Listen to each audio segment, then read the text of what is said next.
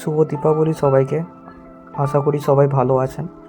তো প্রথমেই দেখাচ্ছি যে মা কীভাবে চারিপাশে প্রদীপ দিচ্ছিল ঘরের। আর আমাদের রোজবারকার রিচুয়াল এটাই যে আমরা পুরো বাড়িতে প্রদীপ দিই আর পুরো বাড়িটাকে সাজিয়ে উঠি। তো এদিকে দেখছো মা দিচ্ছে, তার সঙ্গে বাবাও পুরো বাড়িটাতে প্রদীপ দেয়।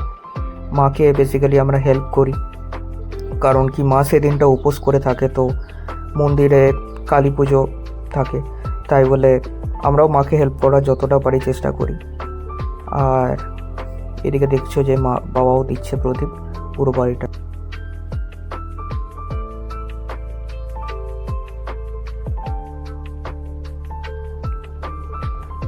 এদিকে আমাকে দেখতে পাচ্ছ তোমরা।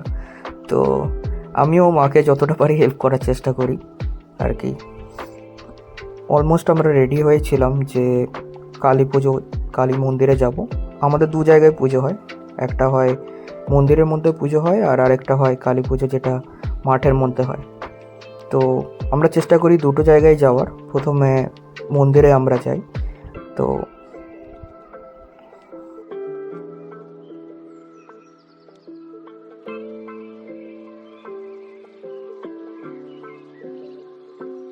বন্ধুরা, আমি রেডি হয়ে গেছি মন্দিরে পুজো দেওয়ার জন্য।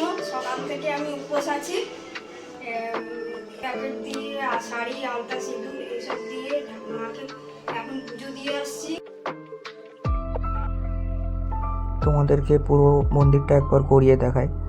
এটা হচ্ছে আমাদের বড় মন্দির, অনেকই জাগ্রত মন্দির, অনেক বছর ধরে এই মন্দিরটা আছে। আর সবাই কালী পুজোতে অনেক ভিড় হয়, পাড়ায় পাড়ায় থেকে অনেক দূর থেকে লোকজন আসে এই মন্দিরে পুজো দিতে। তো সামনে দেখতে পাচ্ছ কালী মা।